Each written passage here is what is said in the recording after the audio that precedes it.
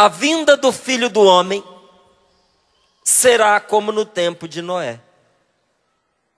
Nos dias antes do dilúvio, todos comiam e bebiam, homens e mulheres casavam-se, até o dia em que Noé entrou na arca.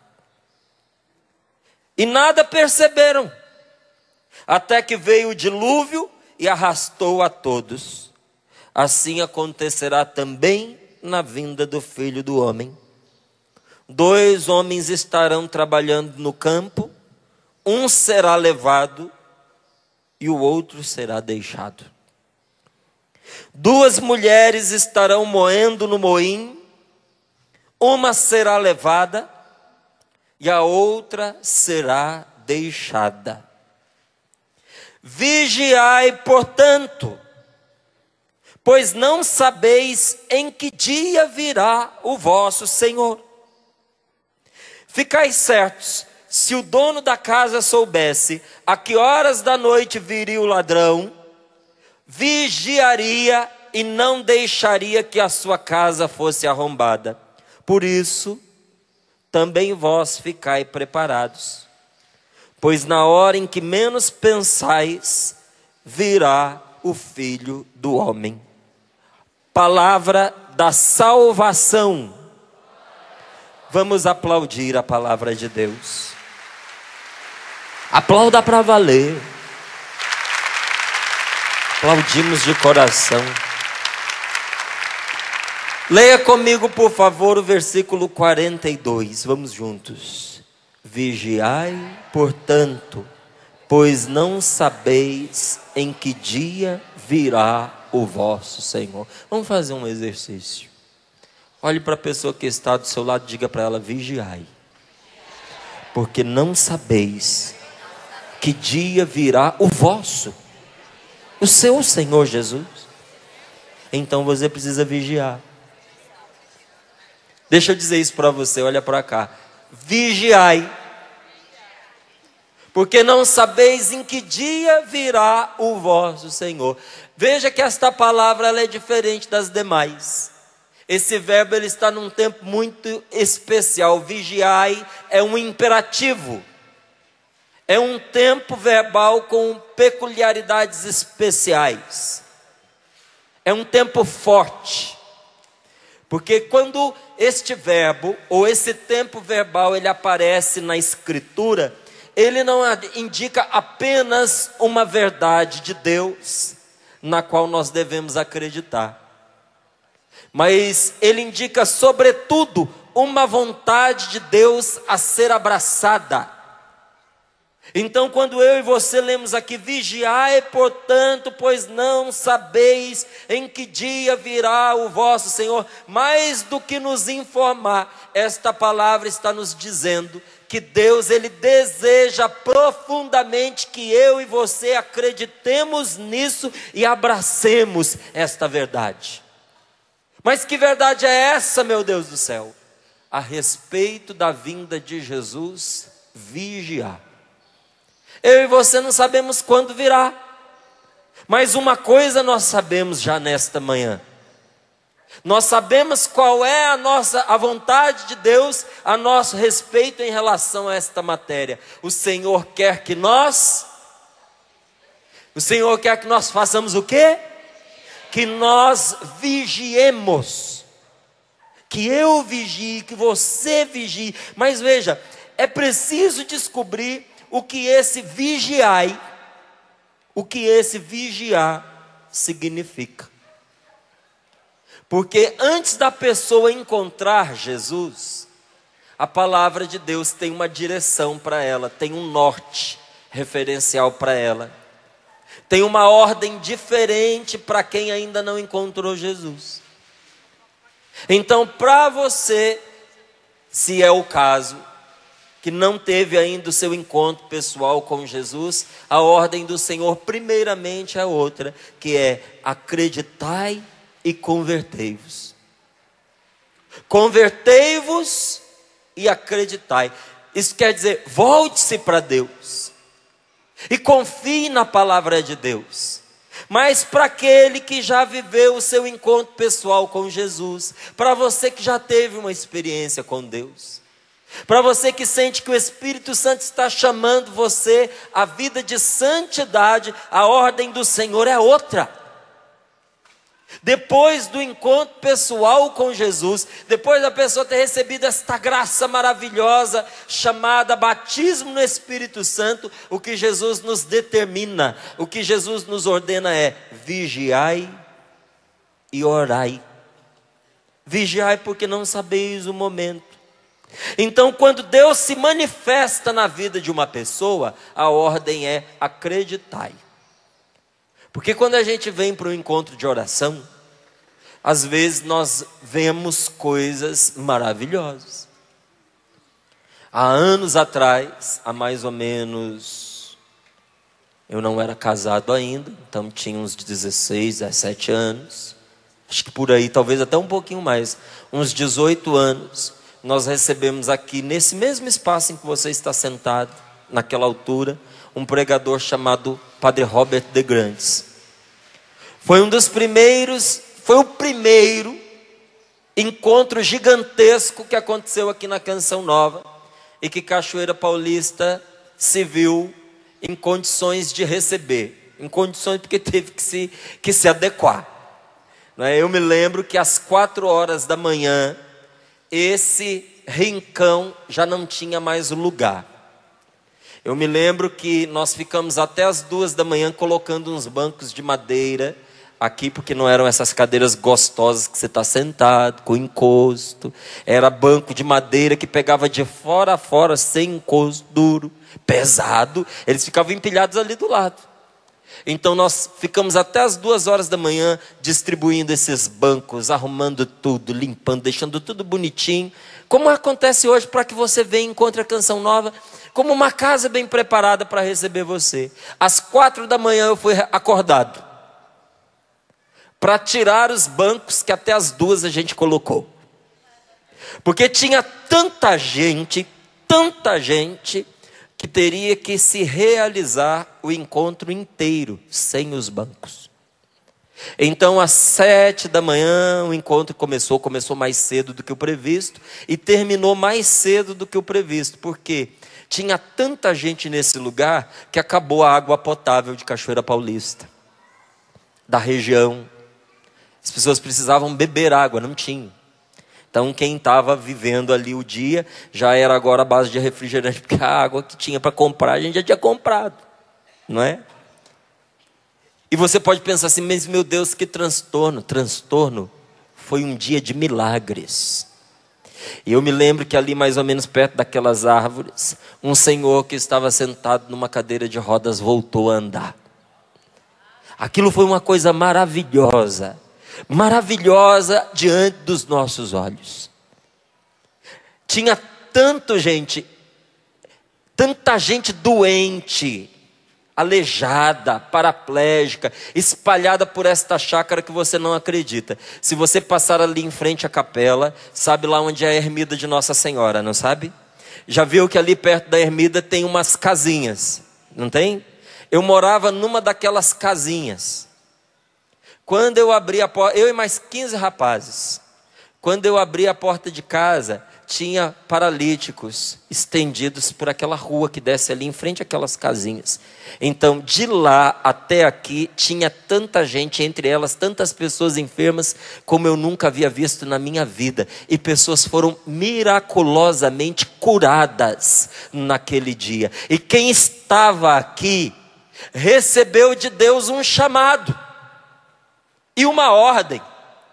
Que ordem era essa? Acreditai, porque o Senhor está presente, o Senhor se manifestou. E quando Deus se manifesta, o Espírito Santo faz um apelo no nosso coração: acredite no que os seus olhos estão vendo, acredite no que os seus ouvidos estão ouvindo, porque o Senhor está presente.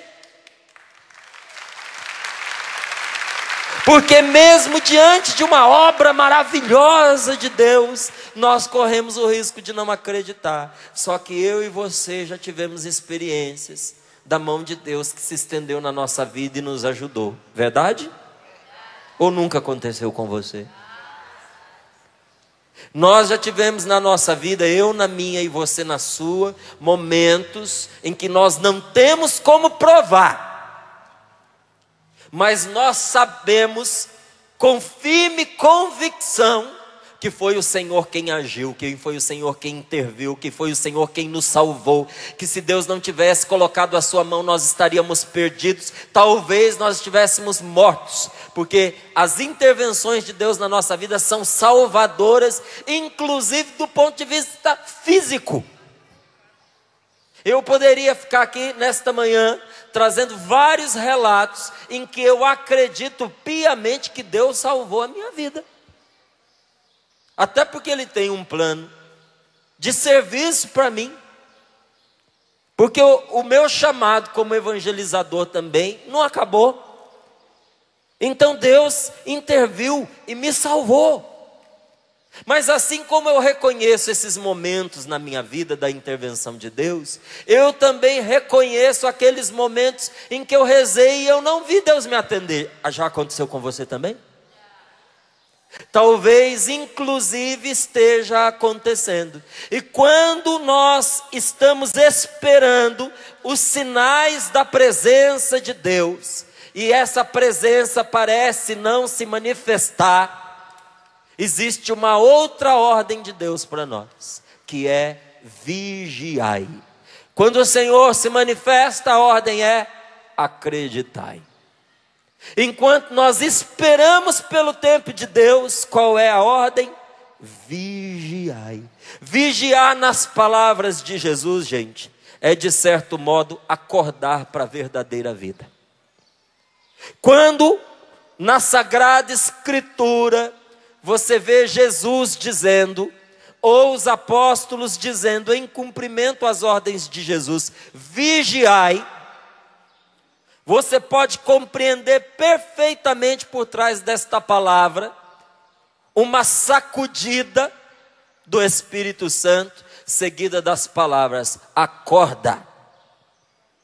Acorda para a vida. Acorda porque a vida está passando.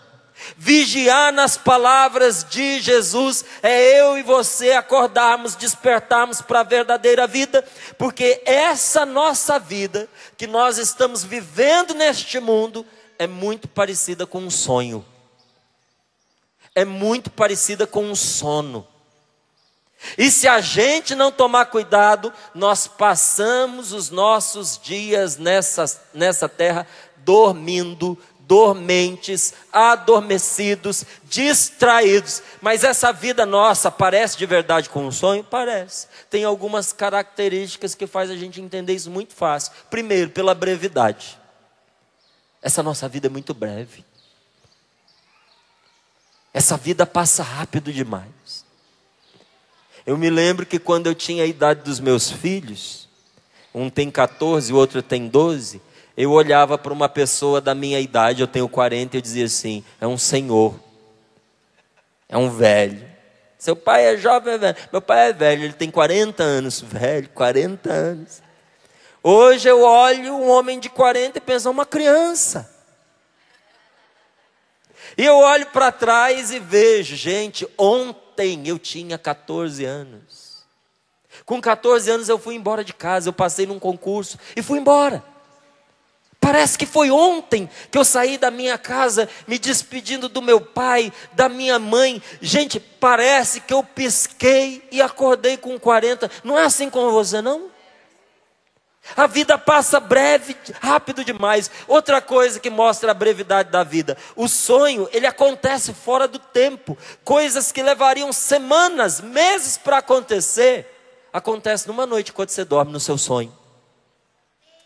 Num sonho seu, você encontra a pessoa da sua vida, você faz amizade com ela, você namora, você casa, você tem filhos, num único sonho. É a brevidade da vida. É a brevidade do sonho. As duas coisas se parecem. Outra coisa que o sonho se parece com esta nossa vida, com a irrealidade. Por exemplo, você já sonhou que você estava comendo? Normalmente, a gente sonha que está comendo porque a gente foi dormir com fome. Então lá você estava se fartando, aquele banquete diante dos seus olhos. Só que de repente, meu amigo, você acorda inclusive com um nó no estômago. E quando você acorda, você descobre que você está morrendo de fome. E a pessoa quando sonha que é rica, é uma casa, uma mansão, ela ganhou na loteria, ela comprou aquele carro, e aí no sonho ela se desfez dos seus inimigos, ela esnobou todo mundo, inclusive ela usou aquela oportunidade que ela teve para se afirmar até para o pai, para a mãe.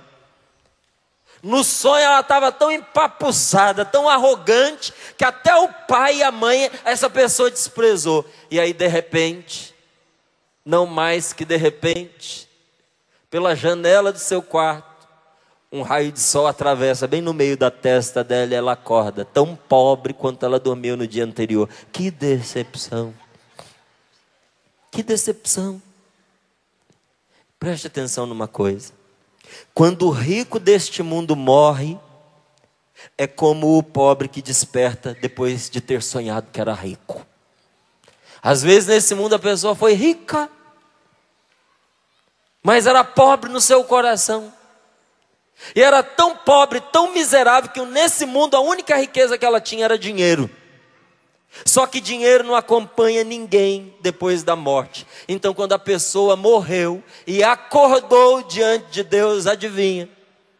Cadê os seus tesouros? Cadê as suas riquezas? Cadê os seus patrimônios? E de repente ela percebe que a única coisa que poderia tê-la acompanhado para a eternidade, que foram as boas obras com as quais ela viveu nesse mundo, ela se encontra de mãos vazias.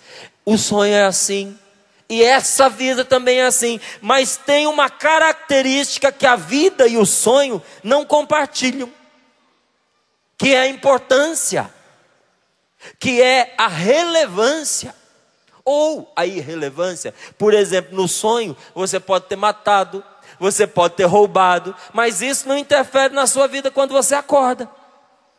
Isso é, você não tem que pagar pelas coisas que você fez enquanto você sonhava, porque tudo não passou de um sonho. Porque na verdade você não prejudicou ninguém. Só que o mesmo não ocorre com essa nossa vida de jeito nenhum. Porque a palavra de Deus nos diz uma coisa muito séria. Deus retribuirá a cada um segundo as suas obras. Vida eterna para aquelas pessoas que por sua perseverança em praticar o bem, procuraram a Deus nos seus dias terrenos. Mas diz a palavra de Deus, que quem morre inimizado com Deus, tem como herança a cólera e a indignação. Enquanto para aqueles que perseveraram no bem, ele entra no descanso eterno, a herança da cólera e indignação da parte de Deus toca para aqueles que por sua rebeldia se revoltaram contra a verdade e se submeteram à injustiça. Como assim? Deixaram de fazer o bem, deixaram de fazer o certo, porque era mais conveniente e prazeroso acreditar na mentira e ser uma pessoa injusta. Diante dessa realidade, Jesus diz: olha, que a sua vida nesse mundo é um sonho do qual você vai acordar. Acorda para a vida verdadeira. Meu amigo, minha amiga, desperta. Porque esse Jesus que veio na humildade da manjedoura, no ventre da Virgem Maria, que não se colocou acima de ninguém, mas se colocou por debaixo de todos, a fim de ajudar e salvar a todos, este Jesus voltará glorioso para fazer justiça. Repita comigo: Jesus voltará. Tão certo quanto o ar que eu respiro, Jesus voltará. E eu preciso vigiar. Diga para o seu irmão: e você precisa vigiar. Essa vigilância, gente, ela brota de uma certeza viva. Por que que a palavra de Deus me chama a mim e a você para nós vigiarmos?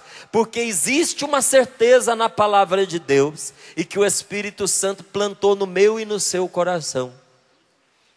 Essa certeza se resume numa palavra: voltará. Jesus vai voltar. É o motivo que dá valor à atitude de quem espera. Esperar por esperar não tem valor nenhum. O que dá valor à nossa espera? O que dá valor à nossa vigilância? O motivo. O que eu e você esperamos? Nós esperamos que nosso Senhor Jesus Cristo, que deu a sua vida por nós na cruz, e que depois da sua ressurreição deu a sua vida a nós, Ele voltará para fazer justiça aos que são dele. Essa é a nossa fé, essa é a nossa esperança, e isso é que faz valer a nossa espera, porque não é só o cristão que espera, não é só o cristão que vigia. O mulherengo, diz Santo Agostinho, também vigia a mulher dos outros. Sabia?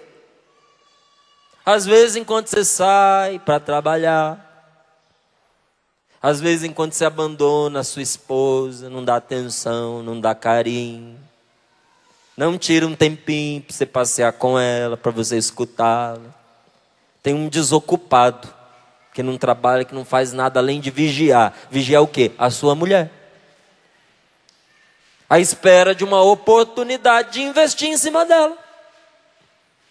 É ou não é verdade que isso é a realidade de muito solteiro?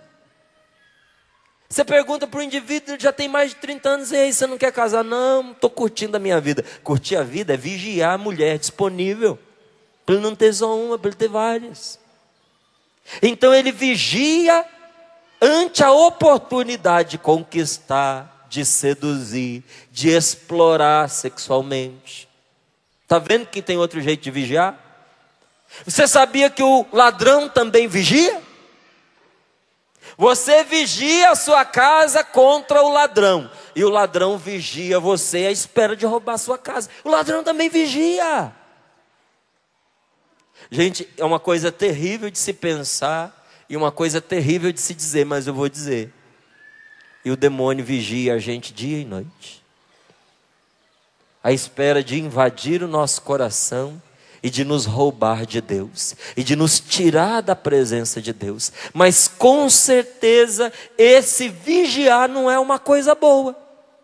Esse vigiar do ladrão, esse vigiar do mulherengo, esse vigiar do demônio, isso não é uma coisa boa.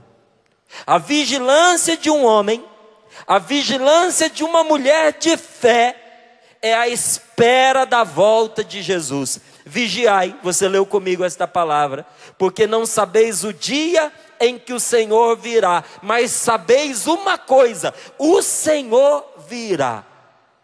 Essa ordem de Jesus dá um rumo, dá uma orientação, dá um sentido para a história da humanidade, e daria sentido para a vida de muita gente se acreditasse.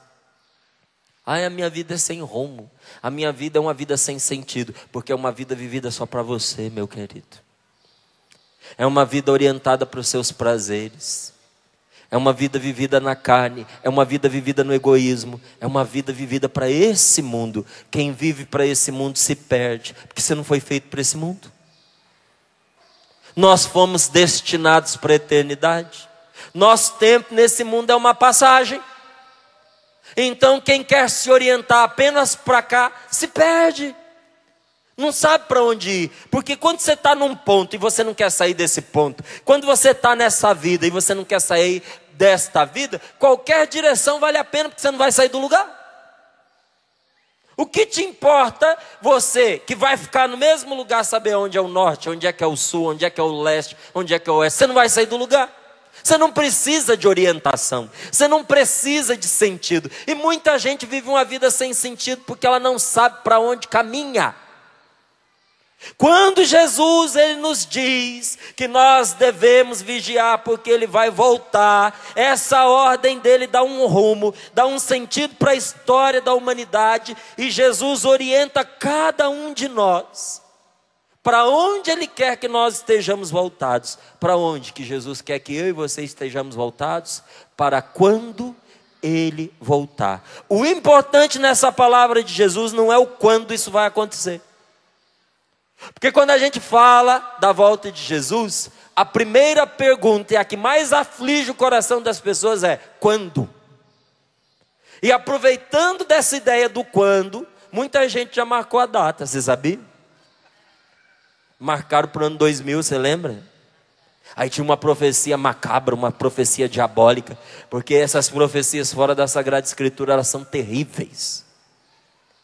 Elas não constroem, elas destroem, elas não dão esperança, elas tiram a esperança e levam a pessoas ao desespero. Quanta gente chegou aflita ao ano 2000, porque tinha aquele ditado: 1000 anos passarão, mas a 2000 não chegará. Lembra?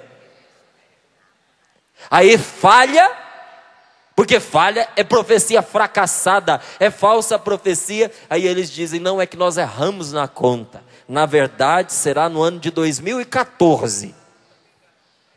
Aí chega o ano de 2014, eles descobrem um dado que faltava e refazem as contas. Isso leva ao descrédito, até mesmo a palavra de Deus. Porque tem muita gente que se apoia na palavra de Deus para marcar data. E um dia os apóstolos perguntaram para Jesus a data. Você lembra dessa passagem? Senhor, por acaso seria agora que ides restaurar o reino de Israel? E Jesus disse: não cabe a vós saber nem os tempos nem os momentos. Isso cabe a Deus. E essa informação nem a mim o Pai revelou. Olha só. Nem Jesus estava preocupado em saber quando ele iria voltar. E disse: nem a mim o Pai me revelou isso daí não. Isso cabe a Deus. Deus sabe este tempo. Mas Jesus falava da sua volta, porque ela é importante. O importante não é o quando isso vai acontecer, mas o fato de que isso vai acontecer. Jesus vai voltar. Bata no seu peito e diga comigo: Ele voltará e eu creio. O tempo pertence a Deus. Não sou eu quem vou marcar a data. Mas eu sei que no coração de Deus essa vinda está marcada. E Ele virá e não falhará. Agora veja uma coisa interessante. Jesus, que não marcou a data, Ele nos ensinou a ler os sinais dos tempos. E Ele disse que quando estivesse próximo desse acontecimento, haveria rumores de guerra no mundo. Os filhos perderiam o respeito pelos pais, que haveria uma tal depravação sexual sobre a face da terra, que o ser humano começaria a perder o amor do coração. As pessoas começariam a se transformar uma nas mãos das outras em objeto. Será que esse tempo chegou? E diz lá ainda que isso chegaria a um nível tal que os homens começariam a desistir da sua atração pelas mulheres e começariam a arder de desejo uns pelos outros, mantendo relações íntimas uns com os outros. Está em Romanos isso aí. E diz que a mulher, sendo abandonada pelo homem, também elas começariam a se interessar sexualmente entre elas. E Jesus nos diz que nós precisamos estar atentos aos sinais deste tempo, porque eles marcam a proximidade dessa sua volta. Uma coisa é certa: amanhã, depois, daqui a 100 anos, daqui a 500 anos, isso não importa para mim e para você, mas importa uma coisa: o Senhor voltará. E considerando essa verdade, nós poderíamos dizer que o cristão na terra, ele se parece com um girassol. Você já viu como é que um girassol se comporta? Durante o dia, quando o sol está presente, quando o sol está no céu, o girassol ele está voltado para ele. E ele vai se convertendo para onde o sol se vai. Então, se o sol está aqui à minha direita, o girassol está voltado para lá.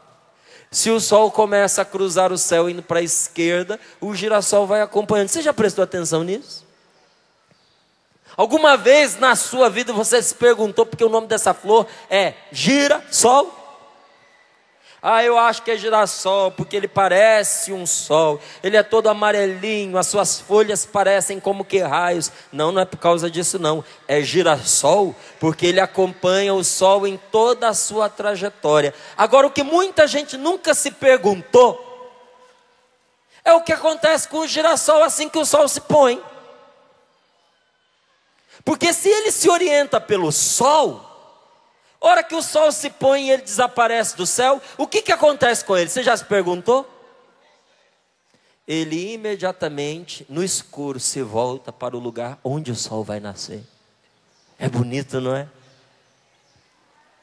O cristão precisa ser como um girassol. Eu e você precisamos ser como um girassol. Porque assim que passa a noite, a gente se volta para o lugar de onde Jesus virá, como que a espera.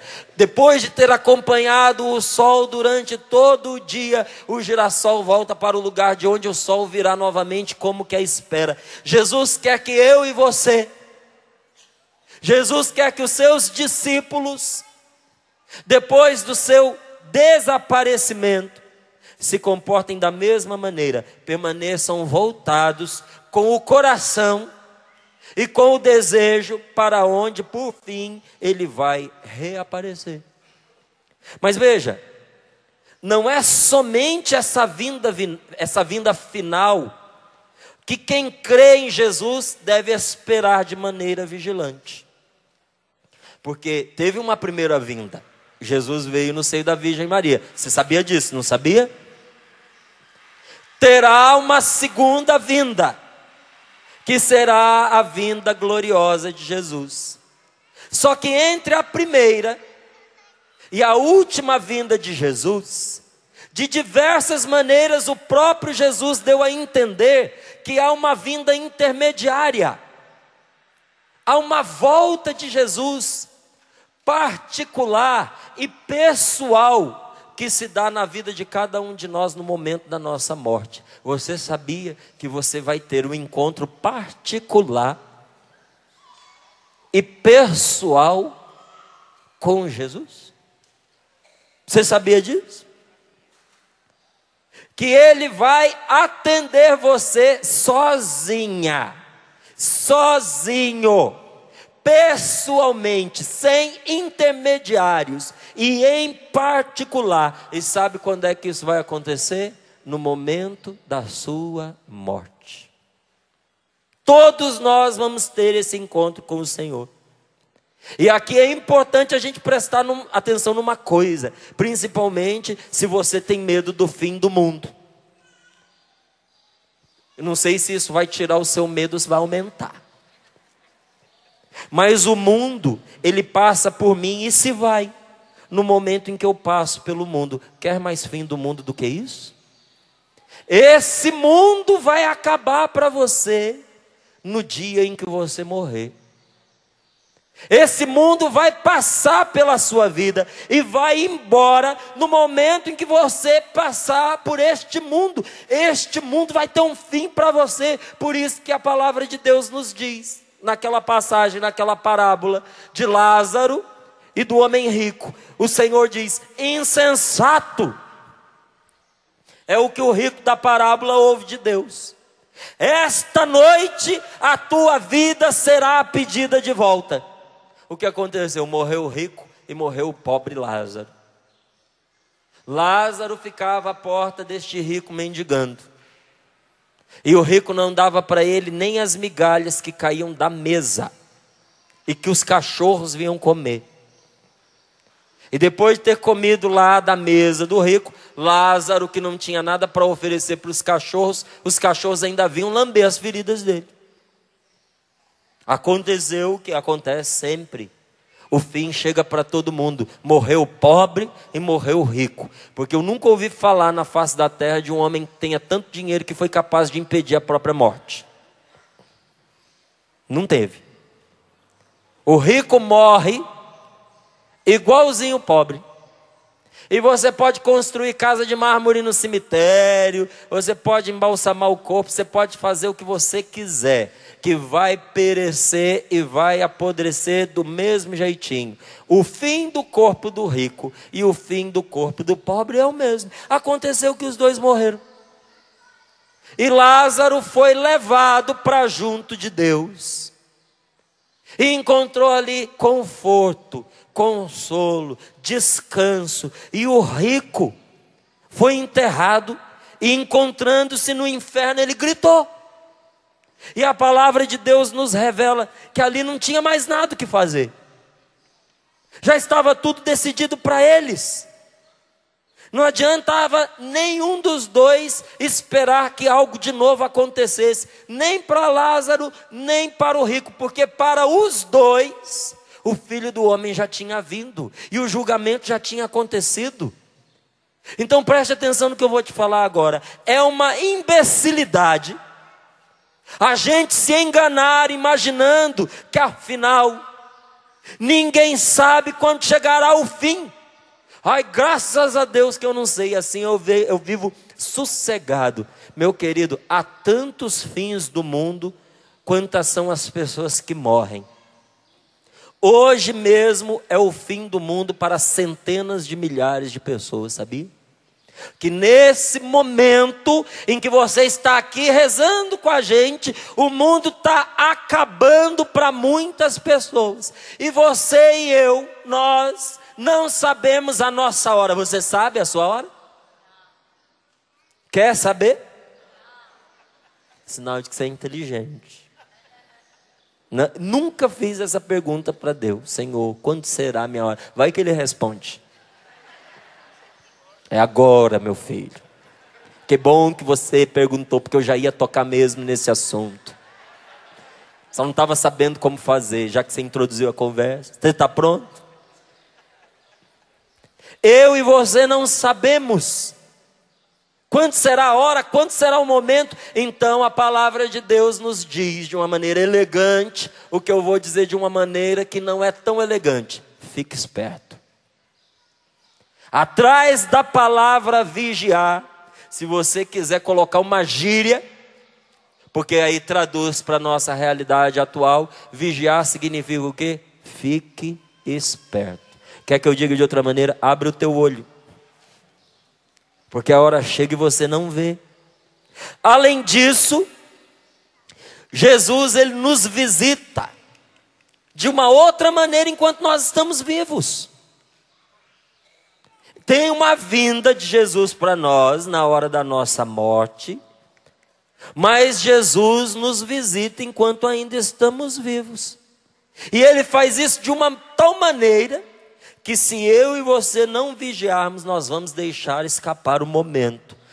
Quando que Jesus nos visita em vida? Ele nos visita no pobre, no doente, no necessitado. E essa pessoa vai testemunhar a nosso favor ou contra nós no juízo final. Vou te contar uma coisa que eu vivi. Eu morava em Portugal, na missão da Canção Nova em Portugal. E um dia eu estava atrasado para a missa em Fátima. Nós participávamos da missa ali no santuário. E tem várias entradas no pátio em direção ali à igreja. E eu estava com pressa porque eu não queria atrasar para a missa. Então se a missa era às 7, já era 6h59. Eu estava no pátio, mas eu queria chegar na hora. Não é? Primeiro porque é chato você ficar chegando atrasado na missa. Segundo, porque muita gente conhece a gente da televisão, né? Aí todo mundo fica olhando para a gente dizendo assim, fala tão bonito de Deus, mas olha lá, ó, chega atrasado na missa. Então eu estava a ponto de bala, quando eu passei por uma daquelas entradas, e um indigente, um mendigo, levantou a cuiazinha dele e disse, ô moço, me dá alguma coisa? Gente, eu estava numa carreira tão embalada, que do jeito que estava eu passei por ele. E pensando no meu coração, não vou parar, porque se eu parar eu vou atrasar para a missa. Mas sabe quando Deus fala no coração da gente, apertou um nó de tristeza dentro de mim? Eu dei uns 10 passos, parei e voltei. E eu pensei comigo, o que adianta eu encontrar Jesus na Eucaristia se eu acabei de virar as costas para Ele ali? O que adianta eu ir lá ao encontro de Jesus se ele me chamou e eu não atendi? Parei e voltei lá. Falei, eu não vou dar só o dinheiro, eu vou me dar para esse homem. Então eu devia ter parado logo no começo, né? Olha o trabalho que me deu. Voltei, tive que pedir desculpa, tive que me explicar. Falei para ele, moço, você me desculpa, que eu estava com tanta pressa de chegar lá na missa, que quando você disse para mim, por favor me dá alguma coisa, eu gastei esse tempo que você viu para eu pensar, mas eu voltei, me perdoa. O que o senhor precisa? Ah, meu filho, estava precisando comer alguma coisa. Aí eu tirei o dinheiro do bolso, dei para ele, deixei ele me contar um pouco da história dele, e a missa está indo embora. Nessa altura eu já desisti, falei, vou participar da mesa num outro horário. Sentei ali com ele, nós conversamos, porque a ideia não é pagar para ir embora. Quando você dá uma esmola para alguém, você tem que colocar um pouco do seu coração, porque senão essa esmola não conta não. Essa esmola não conta diante de Deus. Essa que você paga para não olhar para a pessoa, isso não é uma coisa justa. Então, se você vai dar algo a alguém, você precisa se dar com aquilo que você está oferecendo. Então, eu parei para fazer a coisa direito. E ali nós conversamos, até rimos. E quando eu levantei para ir embora, esse homem virou para mim e disse assim, eu quero te agradecer mais uma vez por ter parado. Porque ninguém para. Ninguém. E eu te vejo, moço, tantas vezes vindo aqui participar da missa. Para mim, aquele homem era a primeira vez que eu estava vendo na minha vida. Mas ele já tinha me visto muitas vezes indo participar da missa. E ele disse, essas pessoas que passam pela gente não param, fazem a gente até desacreditar de Deus. E eu fico pensando, meu Deus, que tipo de evangelizador somos nós?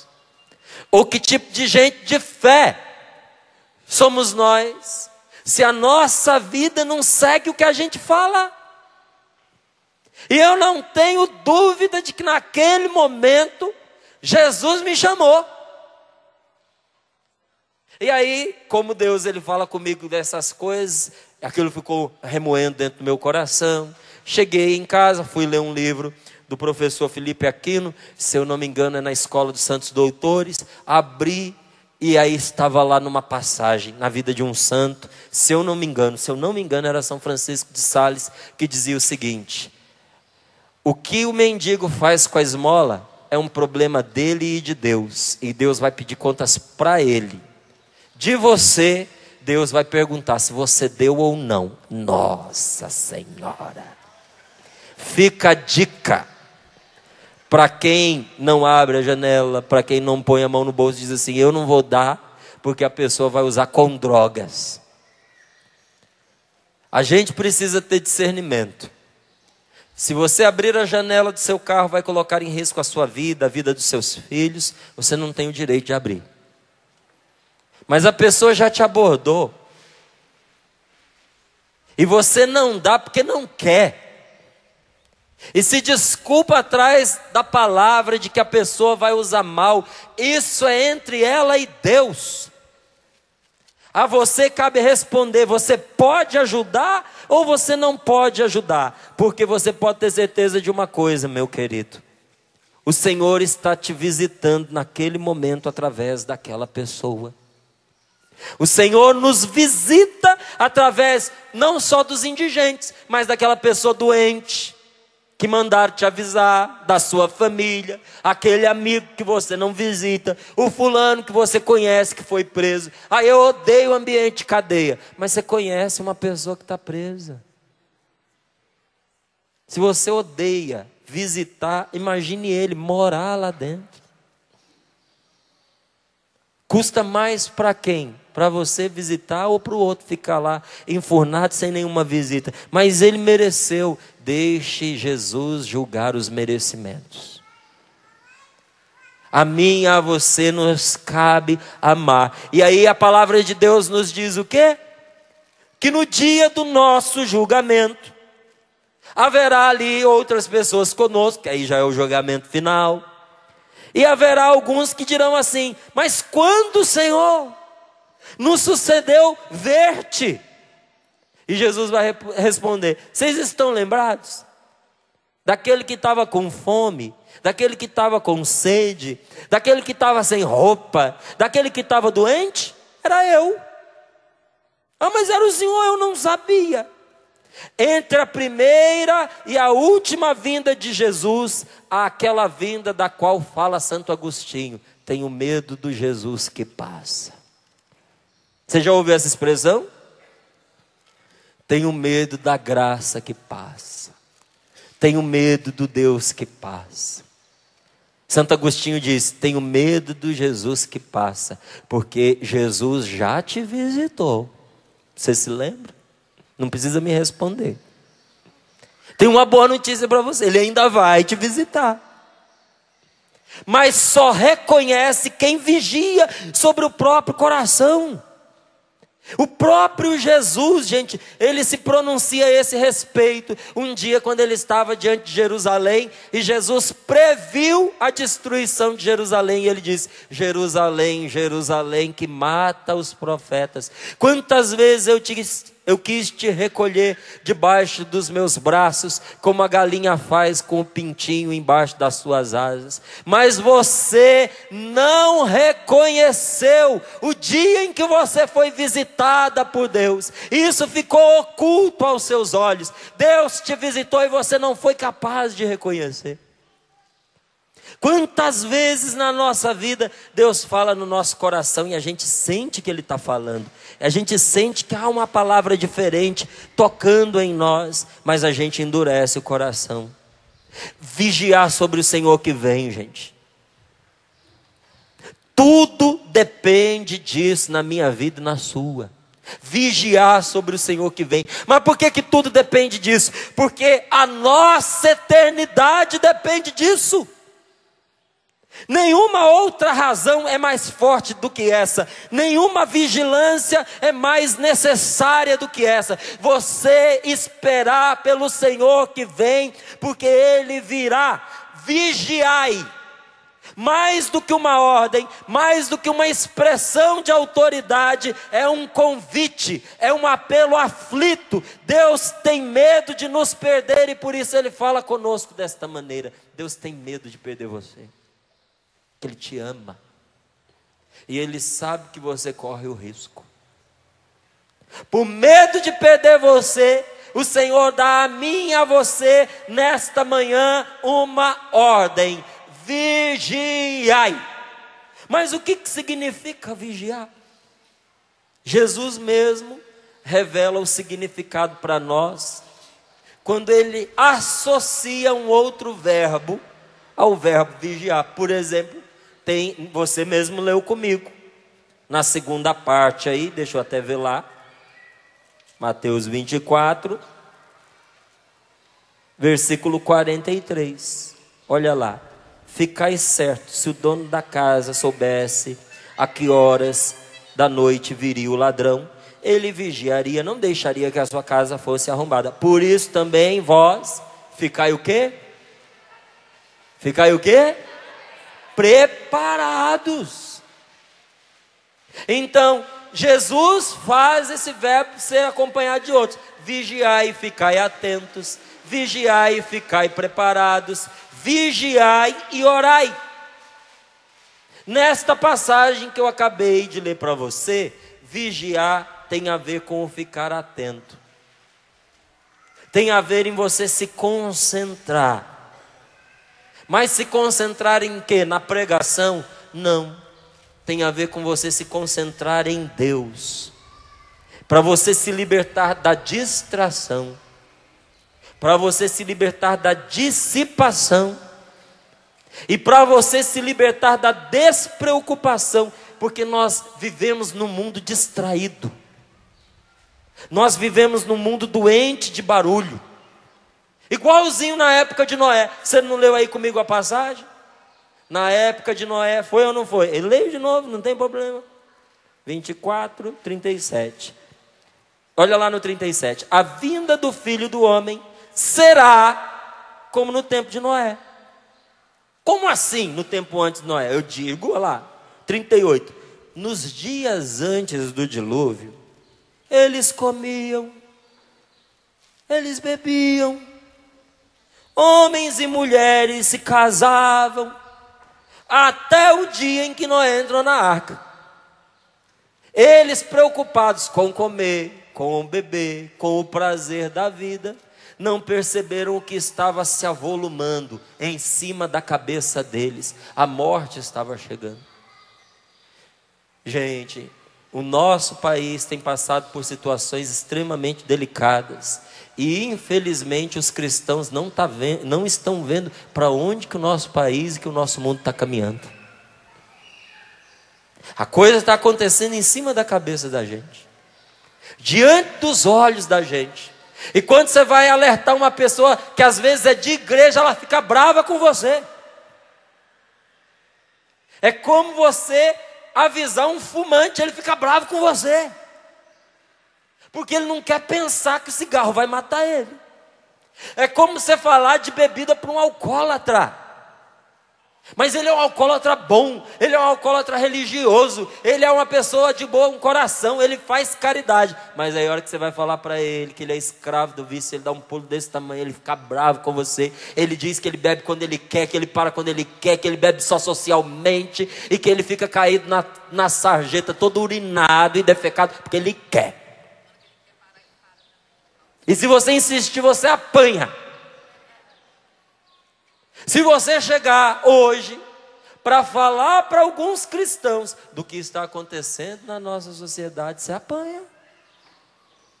A pessoa não quer saber, porque o que ela quer é ter a barriga cheia e ter chance de se divertir. Se amanhã a vida dos filhos dela será estragada, destruída, pelo rumo desmoralizante que o nosso mundo está tomando, ela não está preocupada.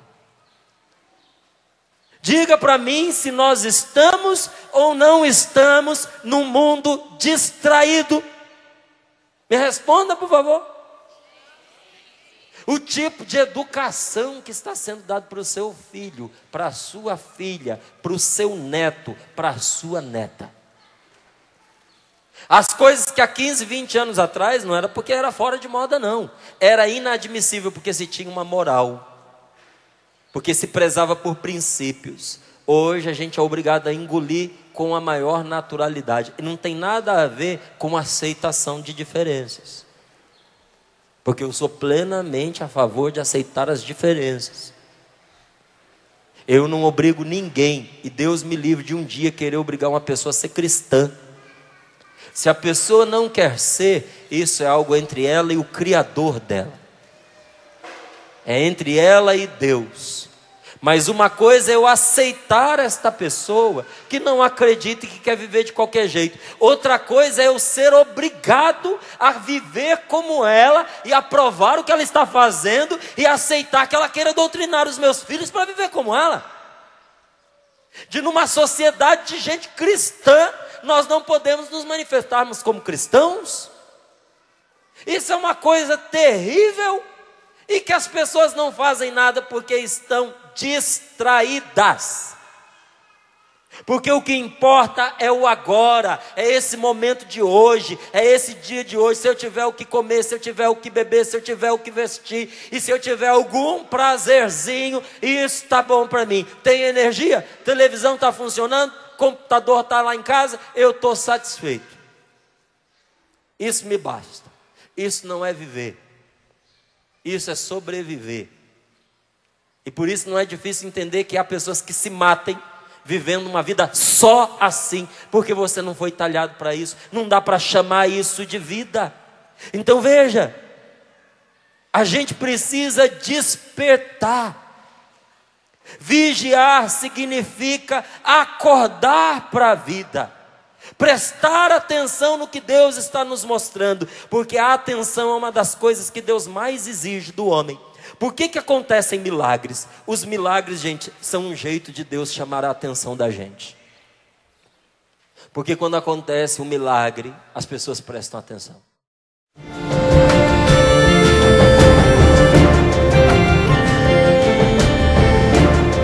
Deus Todo-Poderoso, tenha compaixão de nós, perdoe os nossos pecados e nos conduza à vida eterna. Amém.